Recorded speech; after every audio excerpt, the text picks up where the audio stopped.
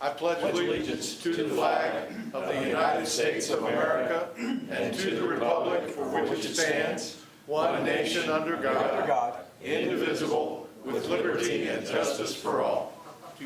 Thank you. Thank you, Mr. Westfall. I know you made him proud. So, Said Brian moves faster. Gentlemen, are there any additions or deletions to the agenda? no, sir. No, sir. Is there a motion to approve the minutes from the last public business meeting? So moved. Second. All in favor? Aye. All right, tonight we have a pretty light agenda. Item number 1 is Family Junction Pass-Through Entity Promoting Safe and Stable Families Grants. Mr. Nedved. 2 minutes, Dave. Well, I can be short or long, or Okay, 1 minute. Commissioners, well, a little background. For the past 21 years, the Family Junction has received Promoting Safe and Stable Families Grant from the Maryland Department of Human Resources via the Allegany County Department of Social Services. These funds are awarded for the purpose of supporting the Family Junction's evidence-based parenting programs, which are available to all Allegany County residents, particularly those involved with or at risk of entering the child welfare system. Due to state contract regulations, however, the ACDSS must use a pass-through entity in order to contract with the Family Junction. Since the Family Junction is not considered quasi-governmental, they are taking steps to remedy that. But in the meanwhile, they've asked that the Board of County Commissioners become a pass-through entity for the grant. So at this time, I'm requesting that the Board of County Commissioners authorize the President to sign the contract between the Family Junction and the Board of County Commissioners to be a pass-through for this grant for fiscal year 18. Sir? I'll make that motion. Family Junction's a great group, and they do a lot of work here. So. Absolutely. I'll second that. All in favor? Aye. Aye. Thank you, Commissioners. Thank you. All right, item number 2, we have a lease agreement with the Sports Car Club of America. Commissioners, the Board of County Commissioners, you approved a motion back in September 28th of last year with a lease agreement with Corey McKenzie Autocross to have a single exhibition event at the dirt track. And that was going to be between October 1st and December 31st. The lease was never executed and the exhibition event never happened. Instead, Corey McKenzie is now requesting a new lease agreement between the county, and instead of his particular group, he would actually be, he's a local representative for the Sports Car Club of America. So he's asked if we would approve a lease agreement to for him to conduct 3 exhibition events at the fairgrounds in the period of August 1st, 2017 through December 31st, 2017. The date of the events would be agreed upon by the Sports Car Club of America and the Fairgrounds Director, and the lease agreement with the Sports Car Club of America covering these 3 racing events needs to be signed by needs to be authorized by the Commissioners and signed by the President.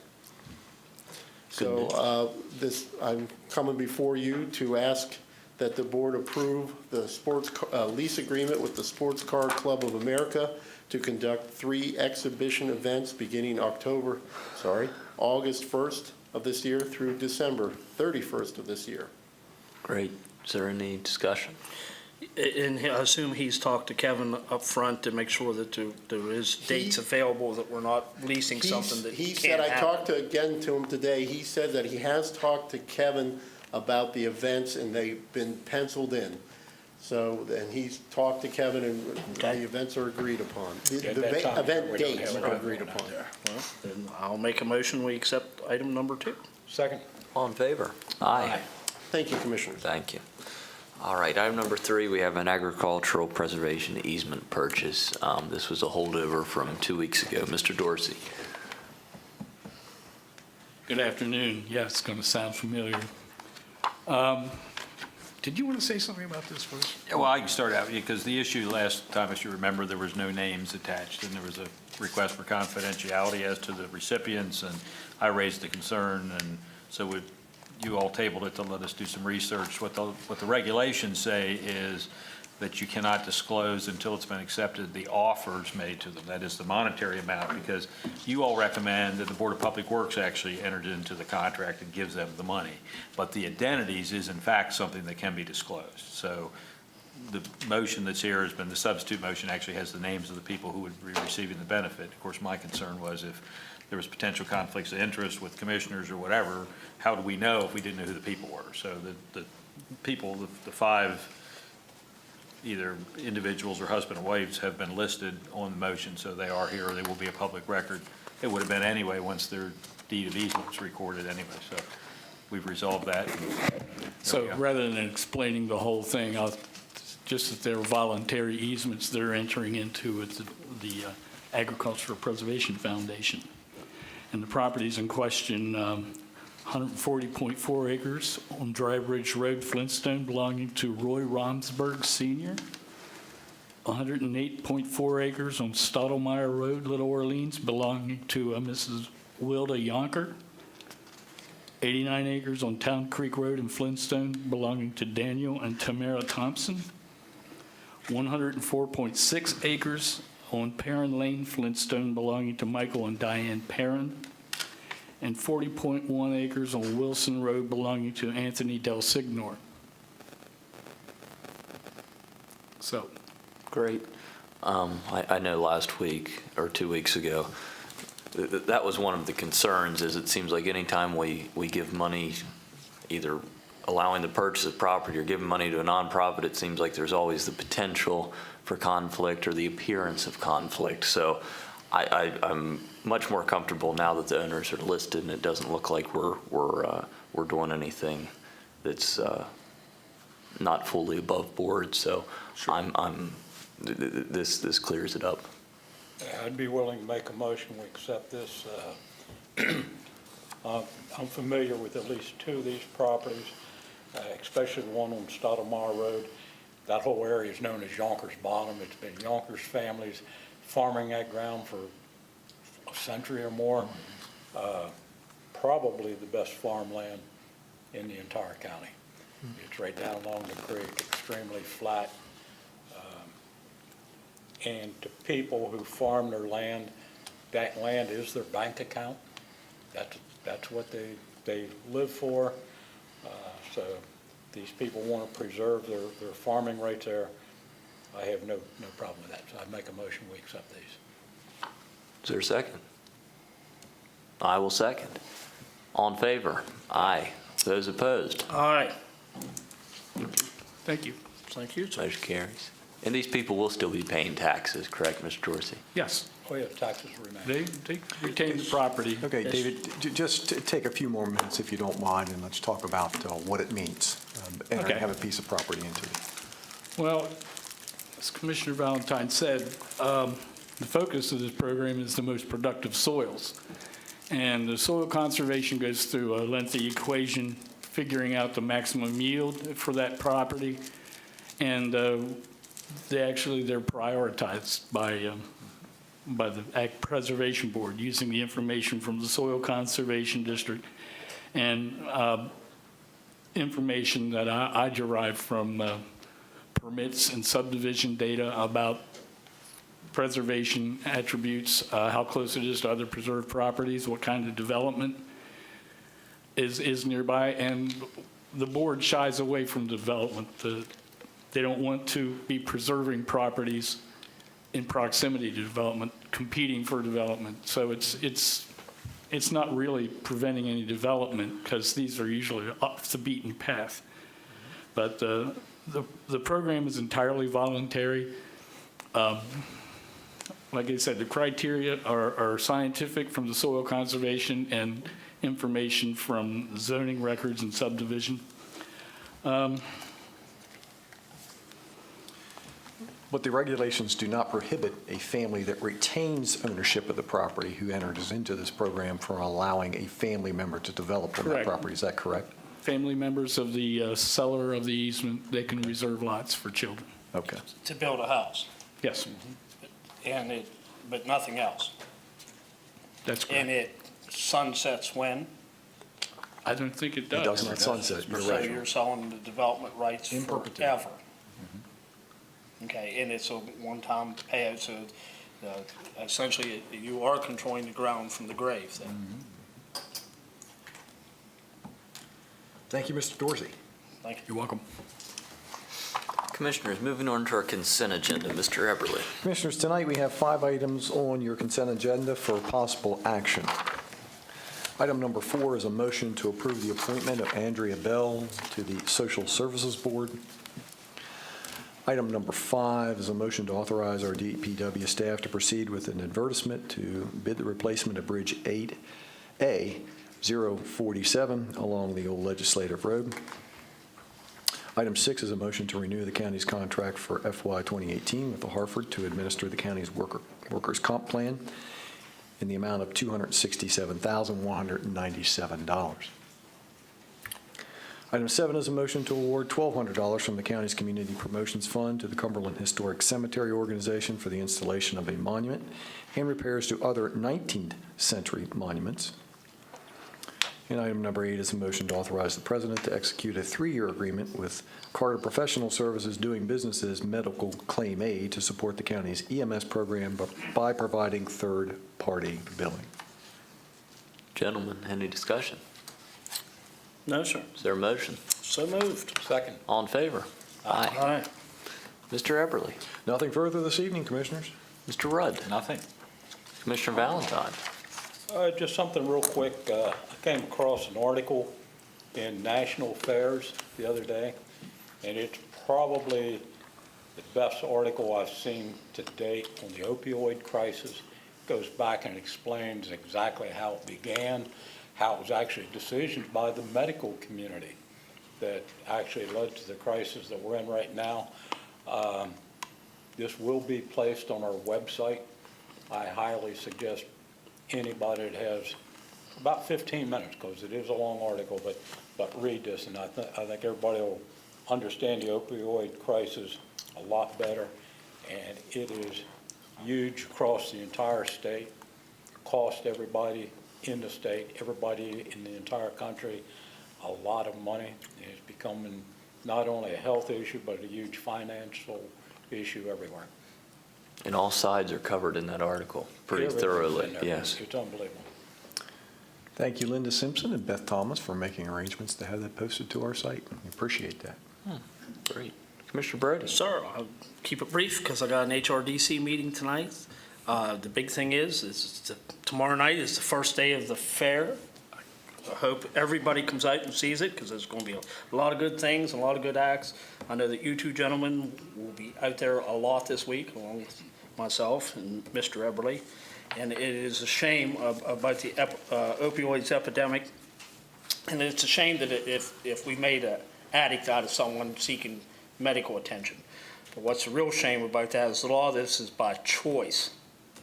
And it's a choice that people chose to use this, and the rest of us are paying for. And people get terminal diseases not by choice and are left on their own. So I will not get into any more of that this evening because I do have another meeting to attend. So Well, we don't know what time it is, Commissioner. I would recommend, I hope that we can find some batteries maybe in this building somewhere if the budget ain't too tight to fix the clock, because I'm looking there thinking that we're about 20 minutes early to start our meeting, so That's government time up there. apparently. That's But right. I do know that we have someone signed up to speak, sir, so I'd like to hear him before I got to leave. Yes, before we get to that, the comptroller was in last week.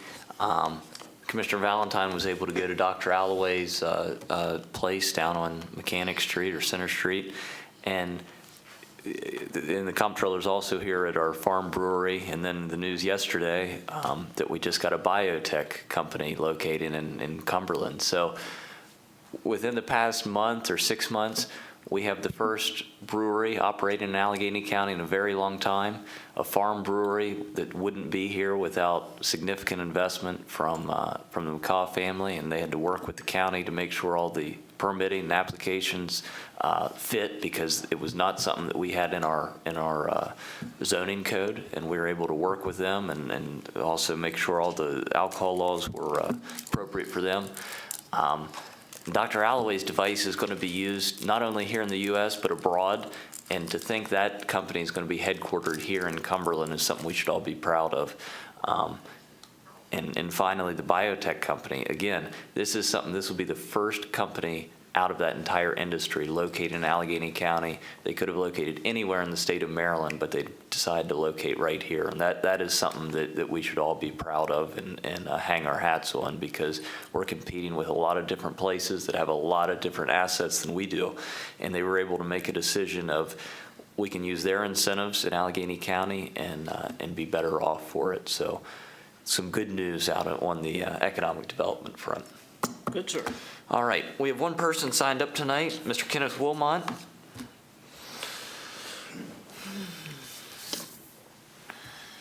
I'm Kenneth Wilmot.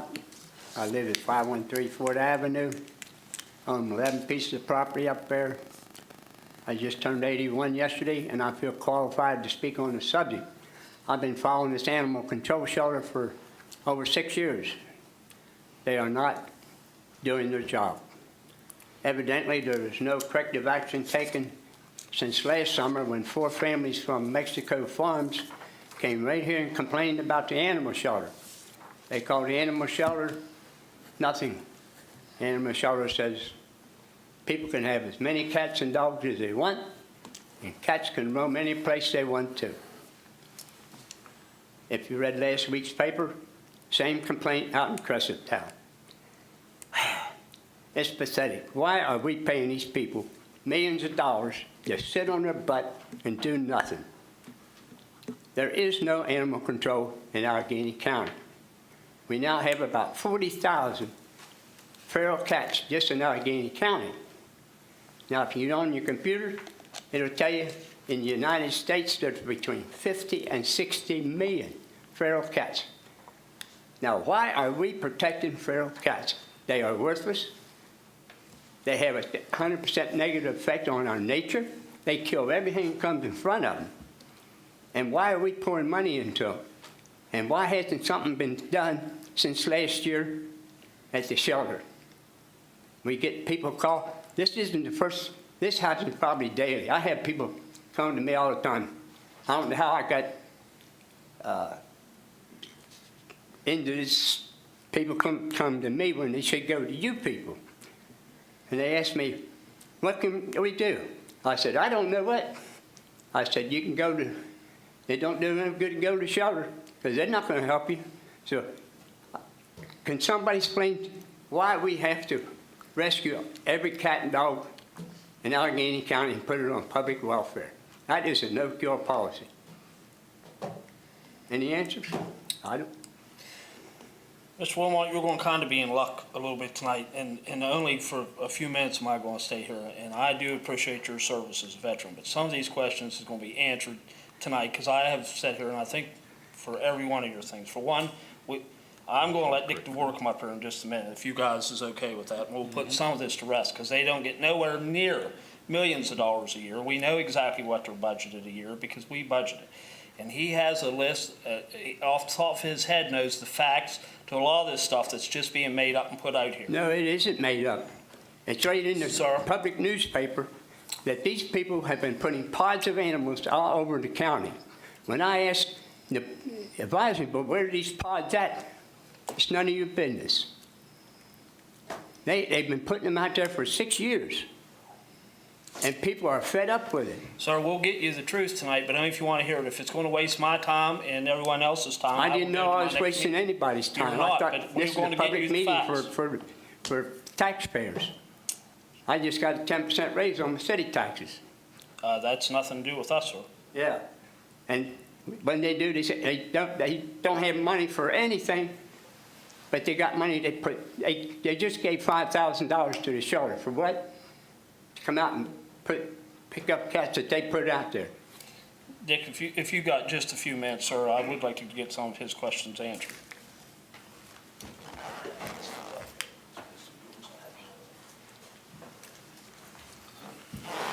Good evening, Commissioners. Sir.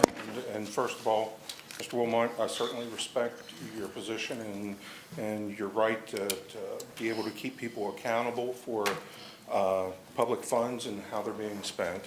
At present, the animal shelter receives an allocation from the county of, I believe, right around $350,000 a year to be able to conduct operations. However, their budget far exceeds the $350,000, as the remainder of the funds are generated from fundraisers, public contributions, and things of that matter, which go to offset the remainder of that cost.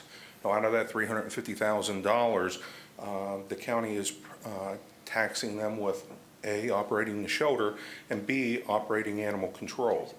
Now, that $350,000. It's closer to 375, Dick, just for clarification. Okay, 375.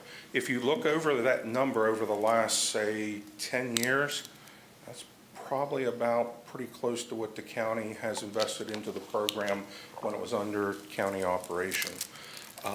As far as the issue related to the take on the feral cats, yes, there is a feral cat population in the county.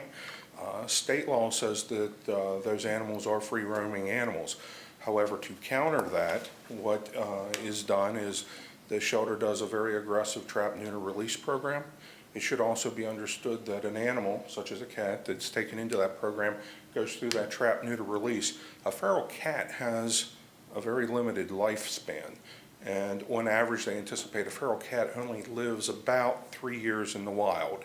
So with that, the idea behind that is to be able to go through a trap, neuter, release program, limit the ability for those animals to reproduce, and then at the same time, they go through their natural life expectancy, and then the population decreases. Also, once they have been neutered and released, they keep other cats out of their territory, right? Correct. What'll happen is if you go in and do an en masse collection of cats out of a particular area, that allows the food source that was in that location, now there's a big void, other cats can come here for the readily available food that may be there. You have feral cat populations for a couple of different reasons. A, people dump cats, discard unwanted pets, whatever the case, and that breeding process can create feral cat colonies.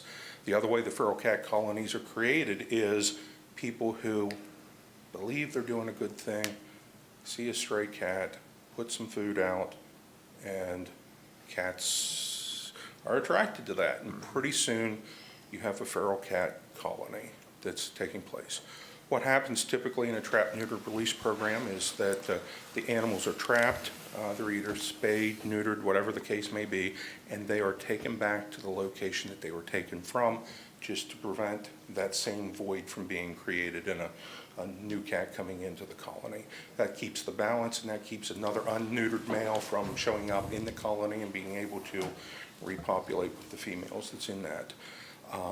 With that whole process being said, what the end result of that and doing trap, neuter, release for the last several years and the policies that the shelter has taken, the beginning of this year, exclusive of animals that were being held because of pending litigation or whatever the case as a result of court cases, the animal shelter saw its lowest number of cats on premises since I've been involved in the shelter, and I've been involved with the shelter operation in some form or fashion for probably about 17 years.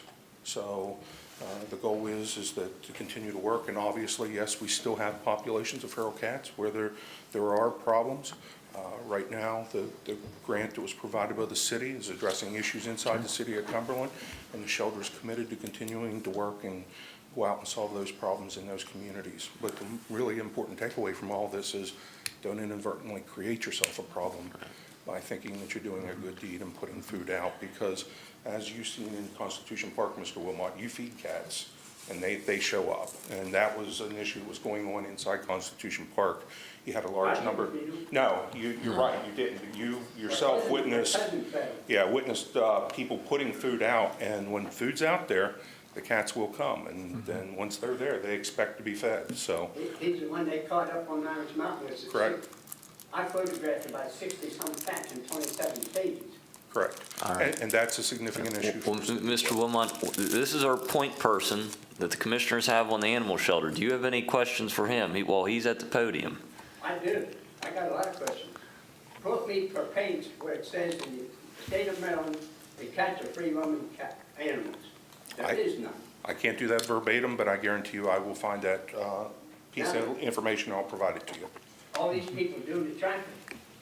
State and federal law requires you to have a trapping license. Do they have a license? No, they're not Yes, they necessary. do. In the state of Maryland, in federal law says you trap an animal, you've got to have Yeah. a trapper's license, and you got to go to school first, then you get a license. Actually, in these trap, neuter, release programs, we will work with the property owner in actually providing them the equipment necessary, so we can do that. Thank you. And One more. the federal law clearly states the city of Los Angeles in 2010 lost a case. They were doing trap, neuter, and release, and all the bird societies and animal free fight that went into court, and they were told to decease for the simple reason of killing everything that comes in front of them. You can neuter, cut its tail off, cut its leg off, but it still kills. Right. And that situation was directly, Federal law clearly states you cannot put animals back out on the ground without an environmental impact study. And there's been none. That was the point out in California. Yeah. Because cats are predators. They kill everything that comes in front of them. I've watched it. and particularly referring to a case that involved with the Audubon Society, and they were tracking bird populations and such, and that was a decision of the court. However, on the flip side of that, cats are also a very good predator in being able to help control rodents and things like that. So on farms and situations like that, they become a valuable asset in being able to control those rodents. Thank you, Dick. All right. Yes, sir. With that, we don't have anyone else signed up. Our next public business meeting will be Thursday, July 27th, 5 PM. Meeting's adjourned. Thank you. Yeah.